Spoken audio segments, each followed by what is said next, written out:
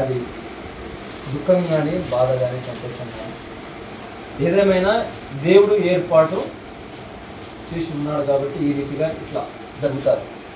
దేవుడి చిత్తం లేనిది ఏది జరగదు. కీర్తన గ్రంథము 139వ అధ్యాయము కొన్ని వచనములు ధ్యానిస్తాము. కీర్తన గ్రంథము 139వ అధ్యాయము మొదటి నుంచి కొన్ని వచనములు దేవుని మాటలు ధ్యానిస్తాము. యెహోవా, నీవు నన్ను పరిశోధించి తెలుసుకొని ఉన్నావు.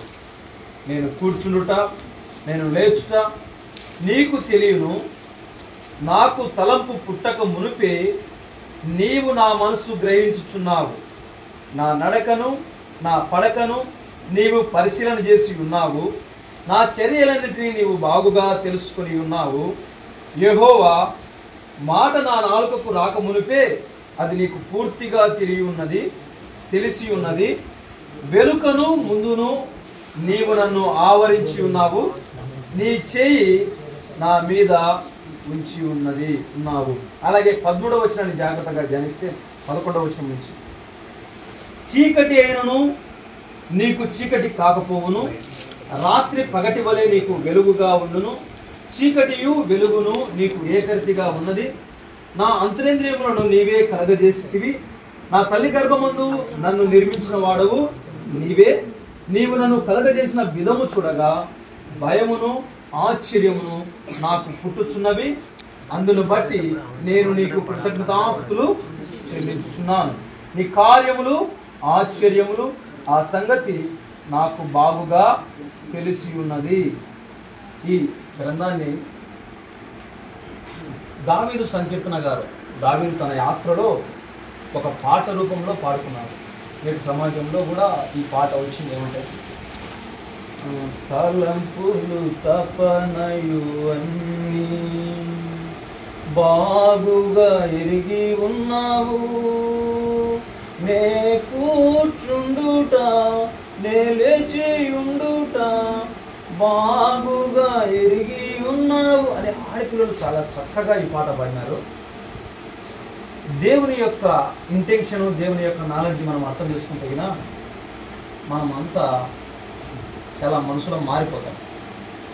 నేటి సమాజంలో మనిషి యొక్క హృదయం ఎట్లా ఉందంటే, సాటి సహోదరుని, సాటి సహోదరుని ప్రేమించే స్థితిలో లేదు. దేవుడు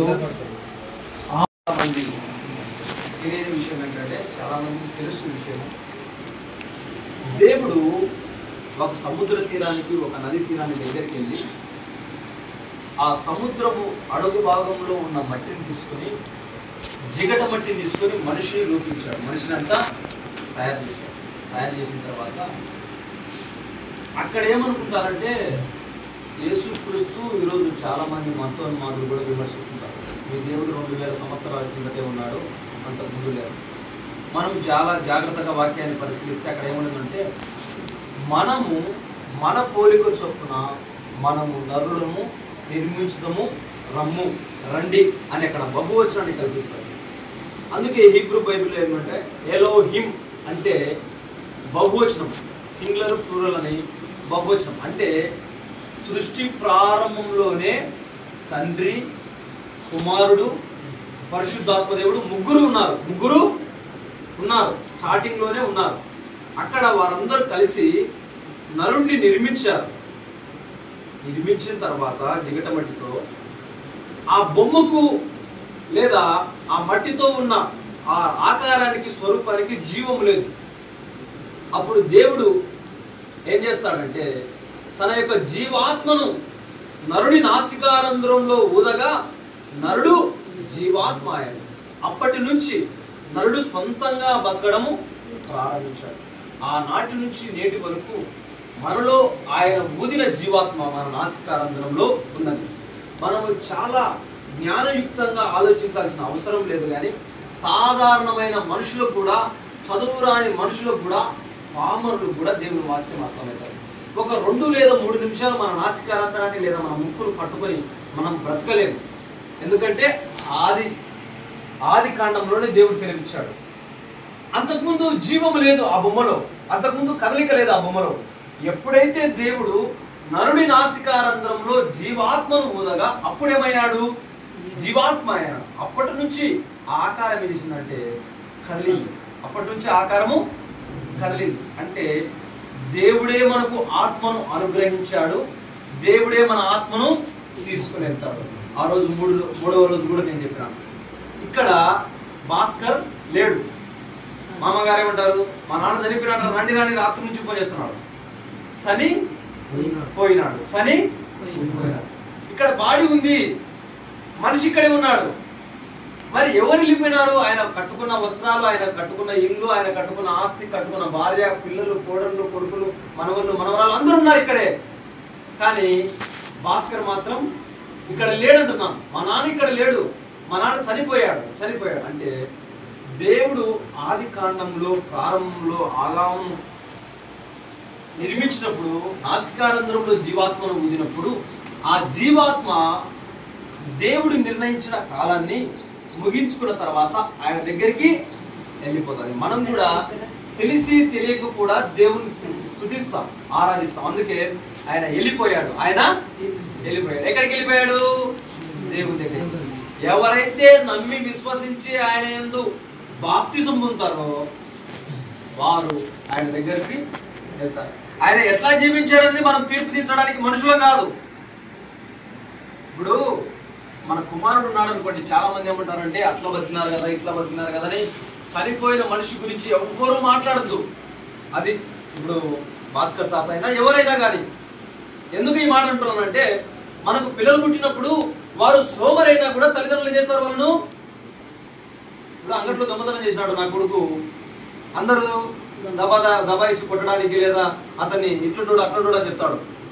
తండ్రిగా నేను చెప్తాను, మా పిల్లోడు అట్లాంటోడు కాదు అని ప్రేమ చూపించి సమర్థిస్తా. ఇంకా నా కొడుకు సైడ్ వెళ్తా. నా కొడుకు ఏం చేసినాడు? ఇప్పుడు దొంగతనం చేసినాడు, దొంగ అయినప్పటికీ నేనేం చేస్తాను? సమర్థిస్తా. నా కొడుకు ఏంది దొంగతనం చేయలేదు అని నా ప్రేమను బట్టి ఏం చేస్తాను? వెనకేసుకొని వస్తాం. ఒకవేళ ఇప్పుడు అదే ఏదన్నా ఫైన్ కానీ పెనాల్టీ కానీ ఏదన్నా కానీ చేసినారనుకోండి, మనం భరిస్తాం మన పిల్లల కోసం. మానవరీతిగా జన్మనిచ్చిన మనమే ఇంత ప్రేమిస్తుంటే ఇంకా దేవుడు ఎంత ప్రేమిస్తాడు?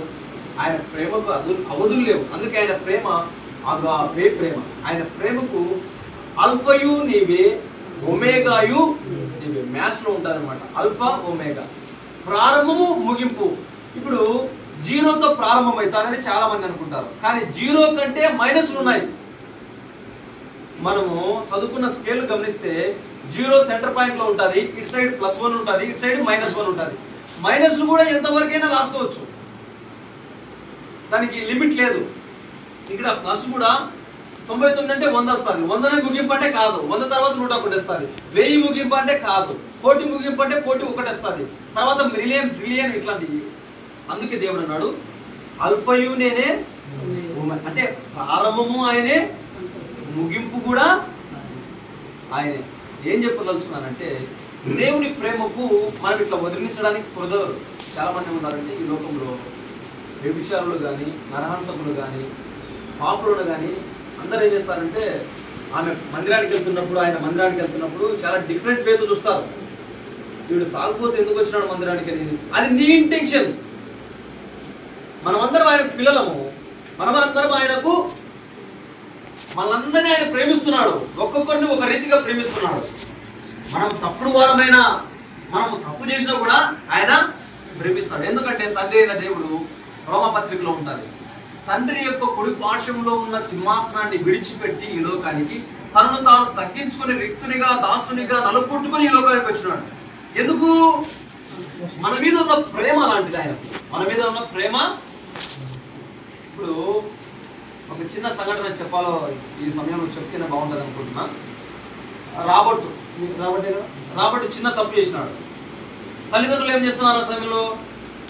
అన్ని విడిచిపెట్టి వారి కోసం పోరాడతారు కదా. ఎందుకు?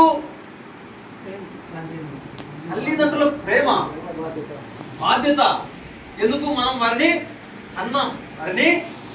కన్నాం కాబట్టి ఆ ప్రేమ బాండే శరీర సంబంధంగా ఆ రక్తంలో అది ఇమిడి ఉంటుందంట. ఆ రక్తంలో ఇమిడి ఉంటుంది.